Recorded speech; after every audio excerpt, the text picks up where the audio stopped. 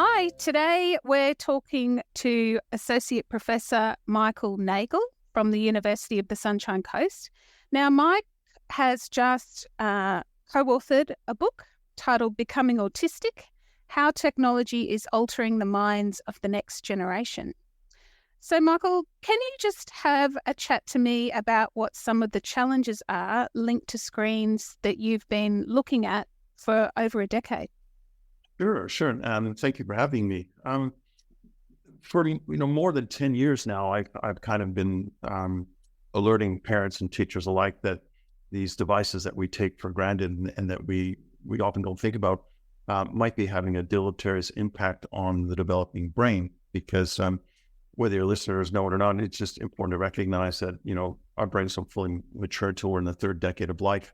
And there's a lot of things that go on in the first 4 or 5 years of life, in the early years, and also in the teen years when the brain's restructuring itself.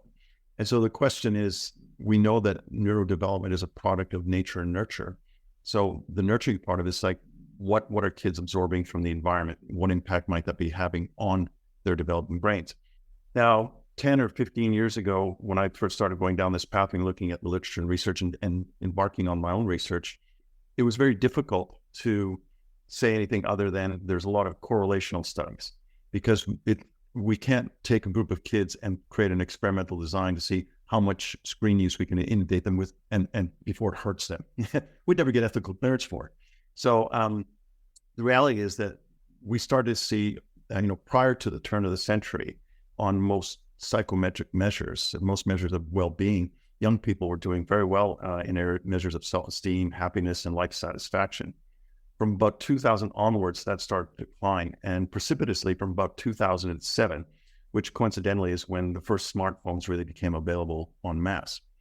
Increasingly so, since that period of time, we've seen a marked and a worrying trend in all kinds of measures of stress and anxiety-related disorders, mental health issues, and there seems to be strong connections to on-screen time and those challenges. Most recently, in the last 4 or 5 years, researchers coming out of Romania, in fact, was a clinical psychologist in Romania, coined the term virtual autism, whereby he was seeing consumption of more than, say, 4 hours a day of a virtual environment seemed to activate behaviors similar to those found in children diagnosed with ASD. And so he was, in his clinical practice, was seeing kids who, for all intents and purposes, over a period of time, didn't display any measures of ASD and suddenly did. And so he started looking into it and doing some studies. And this term, virtual autism, has now become part and parcel with scientific literature, where we're seeing children who, prior to being exposed to intensive screen use, didn't display any measures of ASD, and who suddenly were. And the key question is, well, what's going on? And it turns out that intensive screen usage, and by intensive screen usage, we're saying 4 hours per day or more, seems to be having a deleterious impact on the brain. So much so that recent studies, last couple of years, brain imaging studies, are showing sort of regions that are associated with ASD in normal brains ASD in individuals who have autistic spectrum disorder are manifesting in kids who were never diagnosed with this based on screen use. In other words, there seems to be almost a causal connection between screen use and changes to the structure of the brain. It's early days yet, so we can't really say that using screens over the same period of time is causing these behaviors, but there is some strong evidence to suggest that that's actually what might be happening. And we don't know how reversible that might be at this stage. Yeah. And 4 hours doesn't actually seem that long, does it? When we think about how long, students are spending, in front of screens. Yeah. Well, it doesn't. And if you take into account the fact that if children are spending time on screens at school and then time on screens outside of school at home, and in conjunction with doing schoolwork at home, as well as all the other stuff they use for screens, it's just a question of how much time is too much time. And the important message of the book, too, was not to somehow suggest that having ASD was some kind of deficit. But, the psychological literature is pretty pronounced. ASD is a diagnosable autistic spectrum disorder. It is a challenge for individuals who have it. And it's not saying, it's not putting measure of worth on an individual, but having ASD presents challenges for individuals and for teachers and parents who are working with children who have ASD. So what we're trying to say is that parents shouldn't beat themselves up if their kids are suddenly displaying these behaviors, because it turns out, interesting enough, this same gentleman, Marius Zamfir, who coined the term virtual autism, found that if you just engage in a measure of digital detox, is what he called it, by having kids off devices and in the natural environment for anywhere from roughly a week, all of those symptoms just disappeared. Mm. And so the whole intent of the book, as controversial as the title might be for some people, was to say to parents, don't beat yourself up. But what we do know, we have decades of research that tell us what do children need for a normal, healthy development, being with other kids, and as for teenagers as well, engaging in social gatherings, we have all of this literature that tells us this.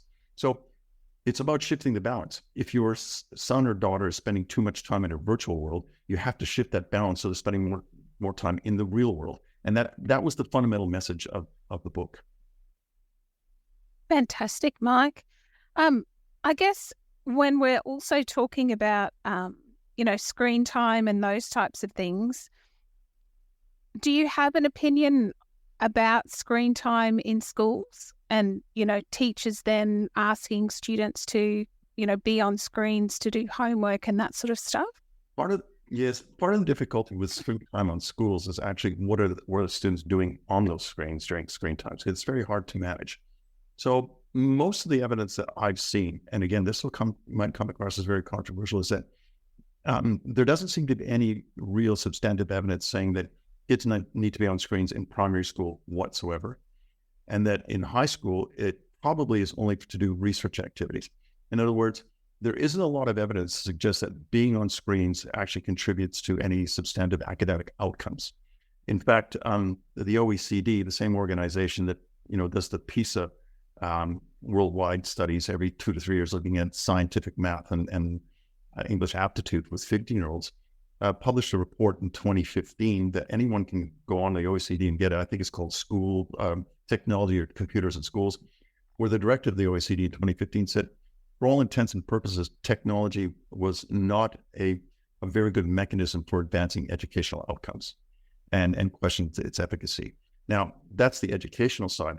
From a mental health standpoint, a lot of the evidence I've looked at basically says that children 13 and under should not have access to a smartphone. It's not necessary. Beyond 13, it should be limited to the opportunities for communication, which is either, being able to make phone calls, text, or GPS, because a lot of parents want their children to have phones for safety concerns, right? Mm-hmm. Whether it's just a bulb or not, because kids are actually quite safe. And so the evidence around phone use suggests that it's really questionable whether or not a 1 or 2 year old should have access to a smartphone, because on face value, what the research evidence suggests that it's simply not necessary, and it's exacerbated in schools when schools are having kids on devices all the time. Fantastic, Mike. Were there any other sort of main developments that you have put out in the book at all that you'd like to share? Yeah, one of the most interesting things I'll maybe end up with this is that it's easy to consider, I suppose, challenges around screen time and early development. Because we know kids like to run around and play and stuff, and that's all very healthy. We've got to. But one of the interesting things that's coming out of the research literature too is that in the teenage years, when kids are going through puberty and the brain's really restructuring itself, one of the downsides of too much time on screen, and the evidence is suggesting, is that it impacts upon an advanced development of theory of mind, or the capacity to put yourself in someone else's shoes, whereby we're seeing that younger and younger generations are actually very poor at taking another person's perspective.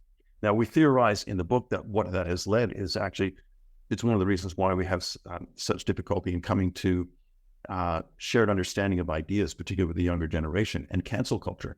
Because if you can't put yourself in someone else's shoes, then how do you actually consider their perspective?